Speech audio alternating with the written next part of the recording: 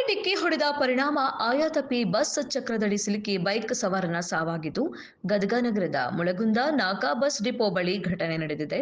ಈರಪ್ಪ ಕಣಗಿನಹಾಳ 50 ವರ್ಷ ಮೃತಪಟ್ಟ ದುರ್ದೈವಿ ಎಂದು ಹೇಳಬಹುದು. ಇನ್ನು ಬೈಕ್ ಅಪಘಾತದ ದೃಶ್ಯ ಸಿಸಿಟಿವಿಯಲ್ಲಿ ಸೆರೆಯಾಗಿದೆ. ಮಾರ್ಕೆಟ್ ಏರಿಯಾದಿಂದ ಹುಬ್ಬಳ್ಳಿ ಕಡೆಗೆ ಹೊರಟಿದ್ದ ಈರಪ್ಪ ಡಿಪೋ ಬಳಿ ಪಾರ್ಕ್ ಮಾಡಿದ ಕಾರ್ಗೆ ಟಚ್ ಆಗಿ ಆಯತಪ್ಪಿದ್ದ ಬೈಕ್ನಿಂದಾಗಿ ಆಯತಪ್ಪಿ ಗದಗ ಹಾನಗಲ್ ಮಾರ್ಗದವಾಗಿ ಹೊರಟಿದ್ದ ಬಸ್ನ ಚಕ್ರಕ್ಕೆ ಸಿಕ್ಕಿ ಬೈಕ್ ಸವಾರ ಸಾವನ್ನಪ್ಪಿದ್ದಾನೆ. ಬೈಕ್ ಚಾಲಕನ ತಲೆಯ ಮೇಲೆ ಬಸ್ ಹಿಂಬದಿ ಚಕ್ರ ಹರಿದು ಘಟನೆ ಬಳಿಕ ಸ್ಥಳದಲ್ಲಿ ಟ್ರಾಫಿಕ್ ಜಾಮ್ ಉಂಟಾಗಿದ್ದು, ಟ್ರಾಫಿಕ್ ನಿರ್ವಹಿಸಲು ಪೊಲೀಸರು ಸಾಹಸ ಪಡುವಂತಾಗಿದ್ದು, ಗದಗ ಶಹರ ಪೊಲೀಸ್ ಠಾಣೆ ವ್ಯಾಪ್ತಿಯಲ್ಲಿ ಈ ಘಟನೆ ನಡೆದಿದೆ.